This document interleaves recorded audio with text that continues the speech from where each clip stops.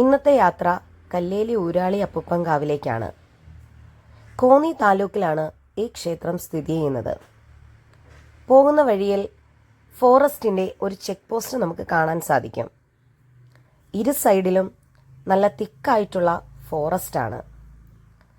ഈ വഴിയുടെ ഒരു വശത്തുകൂടെ ഒഴുകുന്നത് അച്ഛൻ കോവിലാറാണ്. വളരെ മനോഹരമായിരുന്നു ഈ കാനനപാത. പോകുന്ന വഴിയിൽ ചെറിയ ചെറിയ ക്ഷേത്രങ്ങളും നമുക്ക് കാണാൻ സാധിക്കും. ഈ വാഹനങ്ങൾ പാർക്ക് ചെയ്തിരിക്കുന്നത് ഊരാളി അപ്പുപ്പൻകാവിൽ വന്ന ആളുകളുടേതാണ്. ഇന്ന് അമ്പലത്തിൽ എന്തോ വിശേഷമുള്ള ദിവസമായിരുന്നു.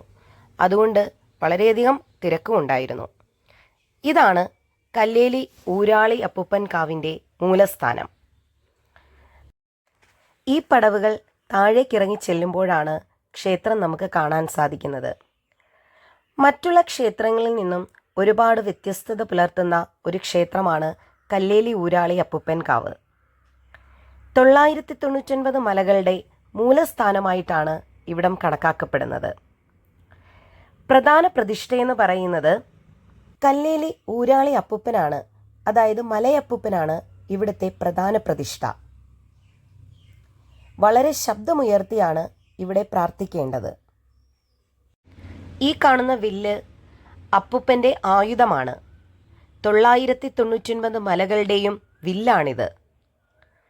ഇവിടെ അപ്പുപ്പനെ കൂടാതെ ഉപദേവതകളെയും നമുക്ക് കാണാൻ സാധിക്കും.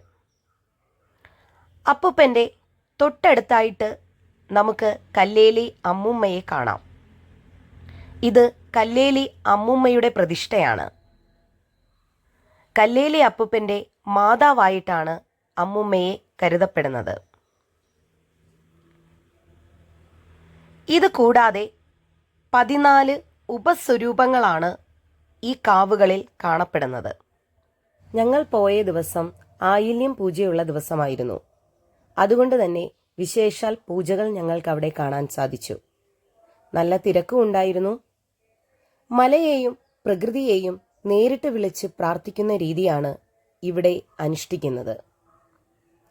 ഒരുപാട് നേരം ഞങ്ങൾ ആ പൂജകൾ കണ്ടു നിന്നു.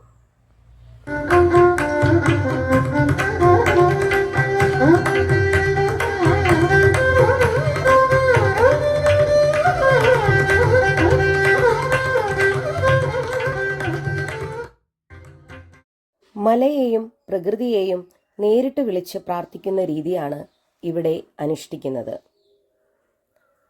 ഇത് കാവിനുള്ളിലെ 14 ഉപസ്വരൂപങ്ങളാണ് ഈ കാണുന്നത്. താമ്പൂലമാണ് ഈ ക്ഷേത്രത്തിലെ പ്രധാന വഴിപാട്. ഈ തട്ടിനകത്ത് കരിക്ക്, കള്ള്, വെറ്റ, പുകയില, പൂജാദ്രവ്യങ്ങൾ ഒക്കെ ഇതിലുണ്ടാവും. താമ്പൂലത്തിൻ്റെ തട്ട് നമ്മൾ ഓരോ നടയിലും പോയി പ്രാർത്ഥിച്ചതിന് ശേഷം ഇവിടെ വന്ന് പ്രശ്നപരിഹാരങ്ങൾ നേടാവുന്നതാണ്. നമ്മളുടെ കയ്യിലുള്ള താമ്പൂലത്തട്ട് ഇദ്ദേഹത്തിൻ്റെ കയ്യിൽ കൊടുക്കുമ്പോൾ അതിനുള്ളിലെ തേങ്ങ ഉടച്ച് അതിൻ്റെ ദിശ നോക്കിയിട്ടാണ് പ്രശ്നപരിഹാരങ്ങൾ പറയുന്നത്. അതിനനുസരിച്ച് നമുക്ക് ഈ ക്ഷേത്രത്തിൽ തന്നെ അതിനുള്ള വഴിപാടുകൾ ചെയ്യാവുന്നതുമാണ്.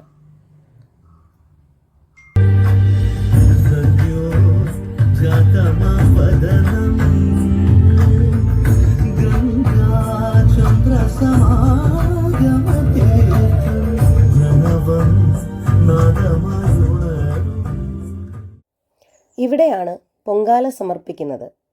രാവിലെ 7 മണി തൊട്ട് വൈകിട്ട് 5 മണി വരെ പൊങ്കാലയിടാനുള്ള സൗകര്യം ഈ ക്ഷേത്രത്തിലുണ്ട്. ഇത് അച്ഛൻ കോവിലാറാണ്. ഞങ്ങൾ കുറച്ചു നേരം ആറിൽ ഇറങ്ങി കാലൊക്കെ ഒന്ന് കഴിയതിന് ശേഷമാണ് തിരികെ പോയത്.